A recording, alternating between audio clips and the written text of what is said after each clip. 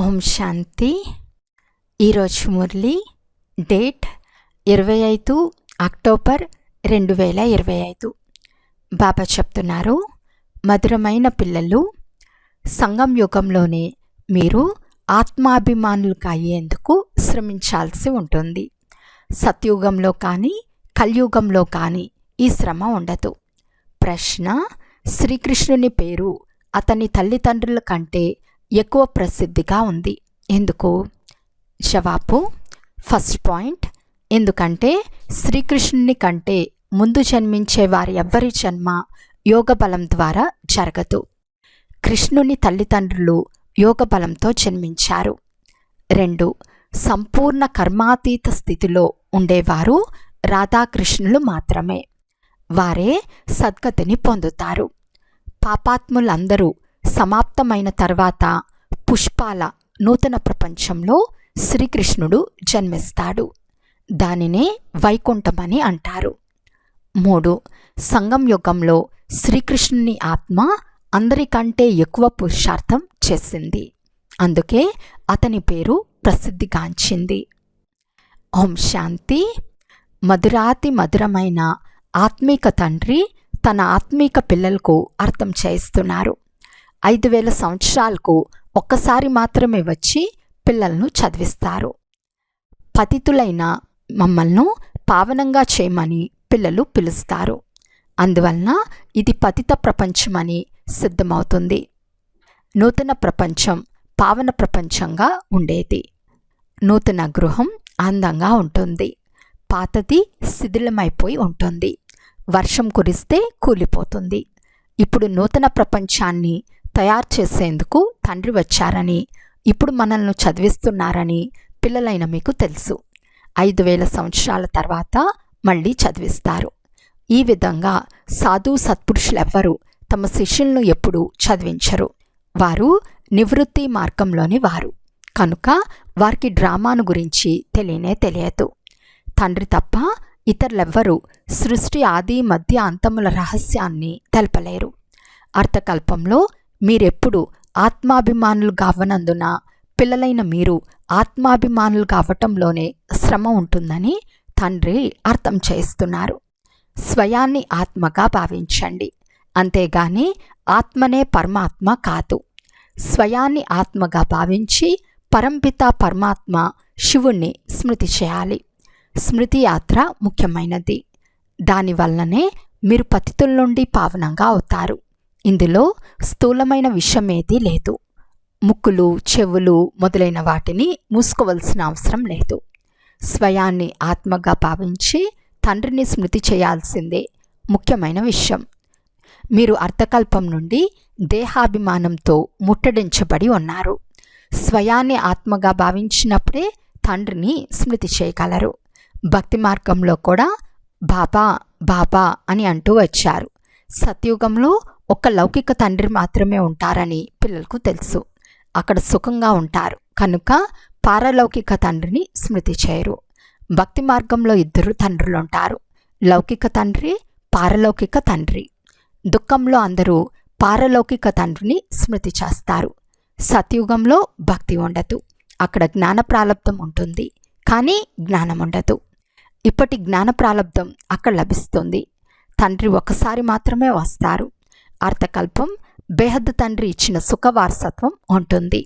లౌకిక తండ్రి నుండి అల్పకాల వారసత్వం లభిస్తుంది. ఇది మనుషుల అర్థం చేయించలేరు. ఇది కొత్త విషయం. 5000 సంవత్సరాలలో సంగం యుగంలో ఒక్కసారి మాత్రమే తండ్రి వస్తారు. కలియుగాంతం మరియు సత్యుగాదుల కలిసే సంగం యుగ సమయంలో మాత్రమే తండ్రి నూతన ప్రపంచాన్ని స్థాపన చేసేందుకు మళ్ళీ వస్తారు. నూతన ప్రపంచంలో ఈ లక్ష్మీనారాయణల రాజ్యం ఉండేది. త్రేతాయుగంలో రామరాజ్యం ఉండేది. పోతే ఇతర దేవతల చిత్రాలన్నీ భక్తి మార్గపు సామాగ్రి. వీటన్నిటినీ మర్చిపోండి. ఇప్పుడు మీ ఇంటిని నూతన ప్రపంచాన్ని స్మృతి చేయండి అని తండ్రి అంటున్నారు. జ్ఞాన మార్గం తెలివికి సంబంధించిన మార్గం.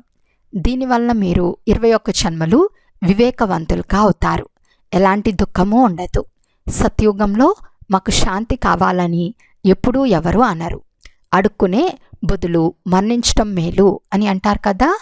తండ్రి మిమ్మల్ని ఎలాంటి ధనవంతులుగా చేస్తారు అంటే, దేవతలుగా ఉండే మీరు భగవంతుని యాచించే అవసరమే ఉండదు. ఇక్కడైతే ఆశీర్వాదాల కొరకు వేడుకుంటారు కదా. పోప్ మొదలైన వారు వస్తే వారి ఆశీస్సులకై అనేక మంది వెళ్తారు. పోప్ అనేక మందికి వివాహాలు చేయిస్తారు. బాబా అయితే ఈ పని చేయరు. భక్తి మార్గంలో ఇంతకు ముందు జరిగిపోయిందే ఇప్పుడు మళ్ళీ జరుగుతూ ఉంది. అదే మళ్ళీ రిపీట్ అవుతుంది. రోజు రోజుకు భారతదేశం ఎంతగానో దిగజారిపోతూ ఉంది. ఇప్పుడు మీరు సంగం యుగంలో ఉన్నారు. మిగిలిన మనుషులందరూ కలియుగంలో ఉన్నారు. ఇక్కడికి వచ్చినంత వరకు ఇది సంగం యుగమా కలియుగమా అని తెలుసుకోలేరు. ఒకే ఇంట్లో పిల్లలు సంగం యుగంగా భావిస్తారు. తండ్రి కలియుగంలో ఉన్నామని అంటారు. ఎంత కష్టమవుతుంది. ఆహార పానీయాల విషయంలో కూడా చాలా కష్టం ఏర్పడుతుంది. మీరు శుద్ధ పవిత్ర భోజనం చేసే సంగం యుగానికి చెందినవారు. దేవతలు ఎప్పుడూ ఉల్లిగడ్డ మొదలైనవి తినరు. ఈ దేవతలను నిర్వికారులు అని అంటారు. భక్తి మార్గంలో అందరూ తమో ప్రధానమైపోయారు. ఇప్పుడు సతో ప్రధానంగా అవ్వండి అని తండ్రి అంటున్నారు. ఆత్మ మొదట సతో ప్రధానంగా ఉండి ఇప్పుడు తమో ప్రధానం అయిపోయిందని ఎవరికీ తెలియదు. ఎందుకంటే వారు ఆత్మను నిర్లేపిగా భావిస్తారు. ఆత్మనే పరమాత్మ అని అంటారు. ఇలా రకరకాలుగా నేస్తారు. నేనొక్కడనే జ్ఞానసాగర్ను. దేవీ దేవతా ధర్మానికి చెందిన వారంతా మళ్ళీ వచ్చి తమ వారసత్వాన్ని తీసుకుంటారు. ఇప్పుడు శాప్లింగ్ కట్టుబడుతూ ఉంది. వీరు ఉన్నత పదవి పొందేందుకు అర్హులు కారని మీరు అర్థం చేసుకుంటారు. ఇంటికి పోయి వివాహం చేసుకుని చీచీగా అవుతూ ఉంటారు. అటువంటి వారు ఉన్నత పదవిని పొందలేరని, ఇప్పుడు రామరాజ్య స్థాపన జరుగుతూ ఉందని తండ్రి అంటున్నారు. నేను మిమ్మల్ని రాజాదిరాజులుగా చేస్తాను కనుక మీరు తప్పకుండా ప్రజలను తయారు చేసుకోవాల్సి వస్తుంది.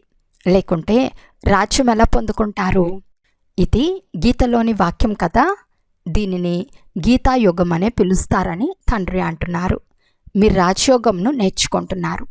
ఆది సనాతన దేవీ దేవతా ధర్మానికి పునాది ఏర్పడుతూ ఉందని మీకు తెలుసు. సూర్యవంశ రాజ్యం, చంద్రవంశ రాజ్యం రెండూ స్థాపన అవుతున్నాయి. బ్రాహ్మణ కుల స్థాపన జరిగిపోయింది. బ్రాహ్మణులే మళ్ళీ సూర్యవంశీలు, చంద్రవంశీలుగా అవుతారు. మంచి రీతిగా శ్రమించువారు సూర్యవంశీలుగా అవుతారు. ఇతర ధర్మాల వారు ఎవరైతే వస్తారో వారు వారి ధర్మాలను స్థాపించేందుకు వస్తారు. వారి వెనుక ఆ ధర్మానికి చెందిన ఆత్మలు వస్తూ ఉంటారు. ఆ ధర్మం వృద్ధి చెందుతూ ఉంటుంది. క్రైస్తవుల బీజరూపం యేసుక్రీస్తు. మీ బీజరూపం ఎవరు? తండ్రి. ఎందుకంటే తండ్రి వచ్చి బ్రహ్మ ద్వారా స్వర్గస్థాపన చేస్తారు. బ్రహ్మనే ప్రజాపిత అని అంటారు. వారిని రచయిత అని అనరు.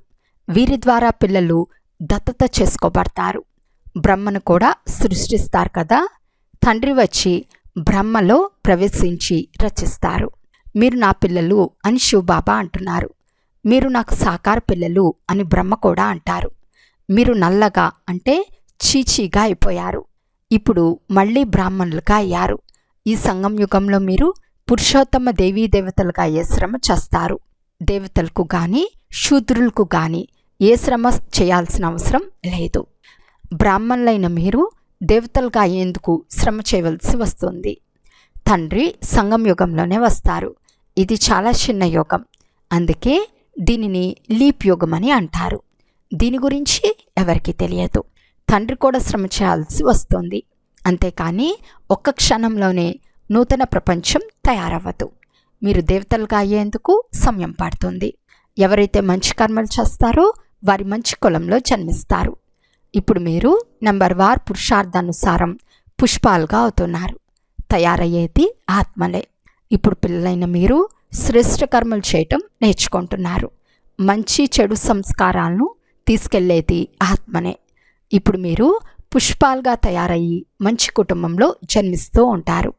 ఇక్కడ ఎవరైతే మంచి పురుషార్థం చేస్తారో వారు తప్పకుండా మంచి కులంలో జన్మిస్తారు. నెంబర్ వార్గా అవుతారు కదా. ఎలాంటి కర్మలు చేస్తే అలాంటి జన్మలు తీసుకుంటారు. చెడు కర్మలు చేయవారు ఎప్పుడైతే పూర్తిగా సమాప్తం అయిపోతారో అప్పుడు స్వర్గస్థాపన జరుగుతుంది. కల్పాంతరపు పూర్తి అవుతుంది. కత్తిరింపు పూర్తి అవుతుంది. అంటే ఎన్నుకోవటం పూర్తి అవుతుంది. ఎవరికైతే తమో ప్రధానంగా ఉంటారో వారంతా సమాప్తమైపోతారు. మళ్ళీ నూతనంగా దేవతలు రావటం ప్రారంభమవుతుంది. భ్రష్టాచారాలన్నీ సమాప్తమైనప్పుడు కృష్ణుడు జన్మిస్తాడు. అంతవరకు మార్పులు చేర్పులు జరుగుతూ ఉంటాయి. ఎప్పుడైతే చీచీగా ఉండరో అప్పుడు కృష్ణుడు వస్తాడు. అంటే అపవిత్రులు ఎవరూ ఉండరో అప్పుడు కృష్ణుడు వస్తాడు. అంతవరకు మీరు వస్తూ పోతూ ఉంటారు. కృష్ణుని రిసీవ్ చేసుకునేందుకు అంటే జన్మనిచ్చు తల్లిదండ్రులు ముందే కావాలి కదా. ఆ తర్వాత అందరూ మంచివారే ఉంటారు, మిగిలిన వారంతా వెళ్ళిపోతారు. అప్పుడే దాన్ని స్వర్గమని అంటారు. మీరు కృష్ణుణ్ణి ఆహ్వానించు వారిగా ఉంటారు. భలే మీ జన్మ చీచీగా ఉంటుంది. ఎందుకంటే రావణరాజ్యం కదా, శుద్ధ జన్మగా ఉండదు. మొట్టమొదటి పవిత్ర జన్మ కృష్ణునిదే. ఆ తర్వాత నూతన ప్రపంచంను వైకుంఠమని అంటారు.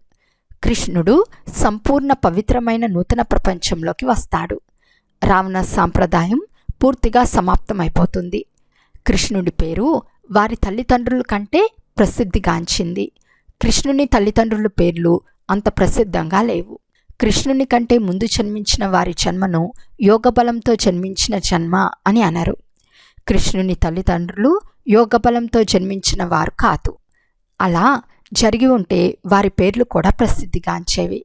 అందువలన కృష్ణుని తల్లిదండ్రులు కృష్ణుడు చేసినంత పురుషార్థం చేయలేదని సిద్ధమవుతుంది. ఈ విషయాలన్నీ పోను పోను మీరు అర్థం చేసుకుంటూ ఉంటారు. సంపూర్ణ కర్మాతీత అవస్థ పొందినవారు రాధాకృష్ణులే. వారే సద్గతిలోకి వస్తారు. పాపాత్ములంతా సమాప్తమైనప్పుడు వారు జన్మిస్తారు. ఆ తర్వాత ప్రపంచాన్ని పావన ప్రపంచము అని అంటారు. అందుకే కృష్ణుని పేరు ప్రఖ్యాతంగా ఉంది. అతని తల్లిదండ్రులది అంతా ప్రసిద్ధిగా లేదు. పోను పోను మీకు చాలా సాక్షాత్కారాలు అవుతాయి. ఇంకా సమయం ఉంది. మేము ఈ విధంగా అయ్యేందుకు చదువుకుంటున్నామని ఎవరైనా అర్థం చేయించవచ్చు. విశ్వంలో వీరి రాజ్యం ఇప్పుడు స్థాపన అవుతూ ఉంది. మనకైతే నూతన ప్రపంచం కావాలి. ఇప్పుడు మిమ్మల్ని దైవీ సాంప్రదాయం వారని అనరు. ఇప్పుడు మీరింకా బ్రాహ్మణ సాంప్రదాయంలో ఉన్నారు.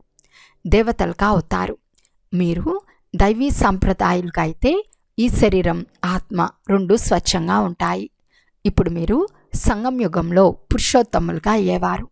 ఇదంతా శ్రమ చేయవలసిన విషయం. స్మృతి ద్వారా వికర్మాచితులుగా అవ్వాలి. స్మృతి మాటిమాటికి మర్చిపోతామని స్వయంగా మీరే అంటున్నారు. బాబా పిక్నిక్ వచ్చినప్పుడు అందరినీ గమనిస్తూ ఉంటారు. మనం స్మృతిలో లేకుంటే బాబా ఏమంటారు? మీరు బాబా స్మృతిలో ఉండి పిక్నిక్ చేయండి అని అంటారు.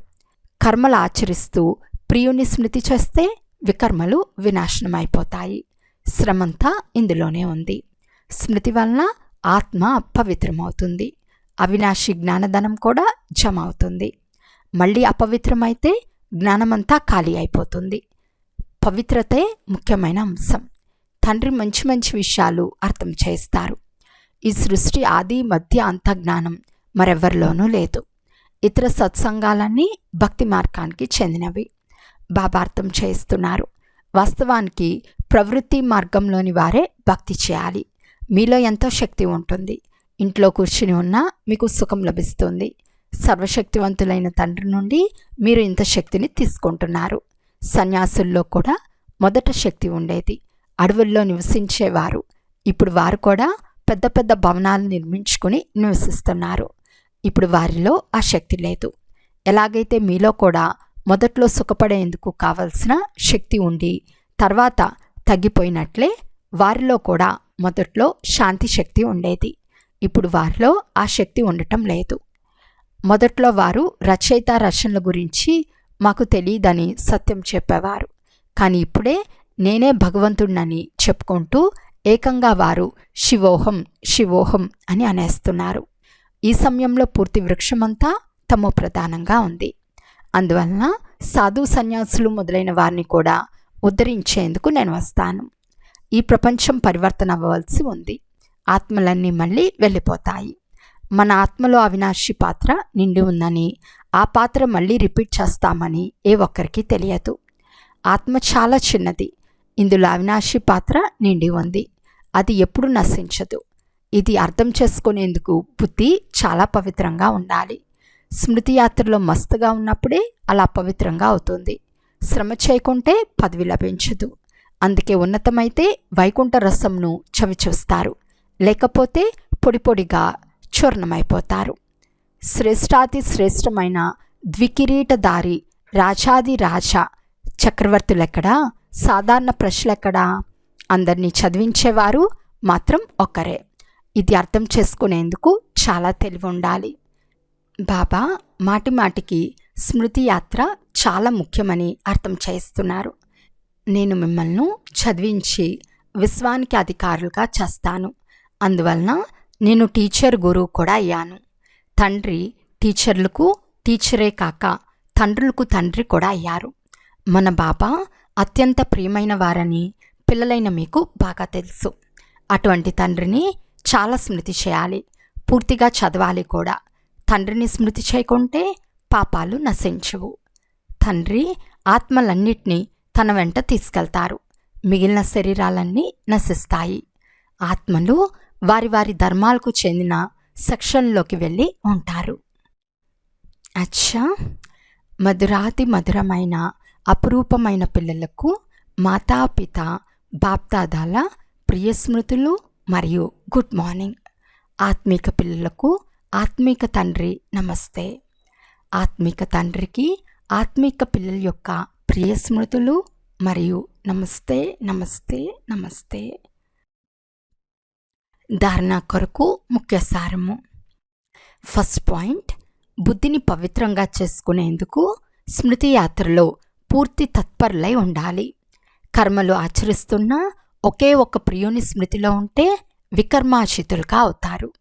సెకండ్ పాయింట్, ఈ చిన్న యుగంలో మనుషుల నుండి దేవతలుగా అయ్యేందుకు శ్రమ చేయాలి.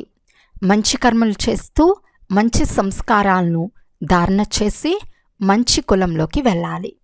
వరదానము: తమ ఆత్మిక లైట్ ద్వారా వాయుమండలాన్ని పరివర్తన చేయు సేవ చేసే సహజ సఫలతా మూరత్ భవ. సాకార సృష్టిలో ఏ రంగు లైట్ వెలిగిస్తే అదే వాతావరణం కనిపిస్తుంది. ఒకవేళ ఆకుపచ్చ రంగు లైట్ అయితే నలువైపులా అదే ప్రకాశం ఏర్పడుతుంది.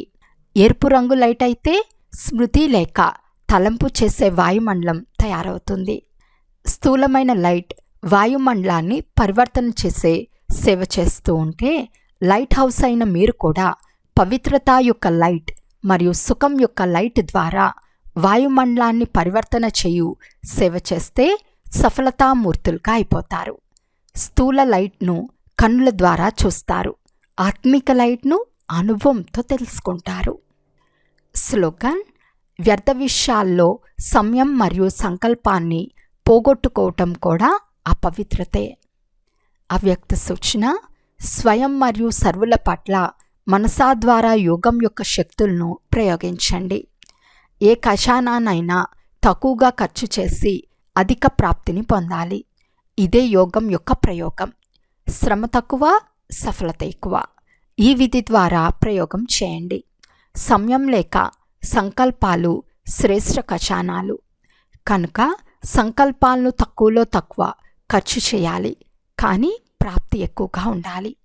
సాధారణ వ్యక్తి 2, 3, 4 నిమిషాలు సంకల్పాలు నడిచిన తర్వాత, ఆలోచించిన తర్వాత ఏదైతే సఫలతను లేక ప్రాప్తిని పొందుకుంటారో దాన్ని మీరు 1-2 సెకండ్లో పొందగలరు. దీన్నే తక్కువ ఖర్చు ప్రాప్తి ఎక్కువ అని అంటారు. ఖర్చు తక్కువగా చేయండి, కానీ ప్రాప్తి 100 రెట్లు ఉండాలి. దీని ద్వారా సమయం లేక సంకల్పం ఏదైతే పొదుపు అవుతుందో దాన్ని ఇతరుల సేవలో ఉపయోగించవచ్చు. దాన పుణ్యాలు చేయగలరు. ఇదే యోగం యొక్క ప్రయోగం. అచ్చా, ఓం శాంతి.